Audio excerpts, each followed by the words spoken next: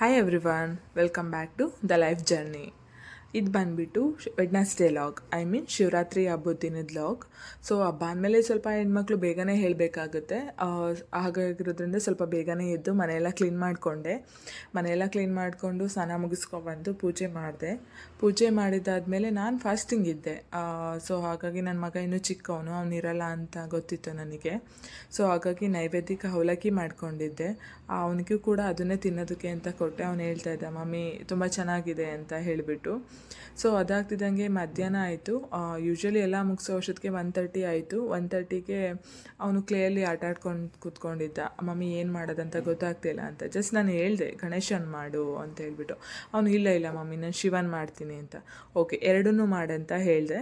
So 2 ಕ್ಲೇಯಲ್ಲಿ ಮಾಡ್ಕೊಂಡಿದ್ದಾನೆ, ನೋಡ್ತಾ ಇರ್ಬೋದು, ತುಂಬ ಚೆನ್ನಾಗಿ ಬಂದಿದೆ.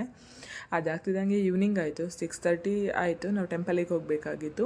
ಹಾಗಾಗಿ ನಾವು ಟೆಂಪಲಿಗೆ ಹೋದ್ವಿ. ಯೂಶ್ವಲಿ ನಾವು ಬೇಗೂರಲ್ಲಿರೋ ನಾಗೇಶ್ವರ ಟೆಂಪಲಿಗೆ ಹೋಗ್ತೀವಿ, ಅಲ್ಲಿ ತುಂಬ ಕ್ರೌಡ್ ಇತ್ತು. ಹಾಗಾಗಿ ನಾವು ಕೋಟೆ ಬೇಗೂರಲ್ಲಿ ಒಂದು ದೇವಸ್ಥಾನ ಇದೆ, ತುಂಬ ಹಳೆಯ ದೇವಸ್ಥಾನ, ತುಂಬ ಚೆನ್ನಾಗಿದೆ ಮತ್ತು ತುಂಬ ಚೆನ್ನಾಗಿ ಕೂಡ ಮಾಡಿದರು. ಅಲ್ಲೇ ಕೂಡ ಗಣೇಶನ ದೇವಸ್ಥಾನವೂ ಇದೆ. ಗಣೇಶನ ದೇವಸ್ಥಾನ ನೋಡಿಕೊಂಡು ಮನೆಗೆ ಬಂದ್ವಿ. ಇವತ್ತಿನ ಲಾಗ್ ಹೀಗಿತ್ತು. Thanks for watching.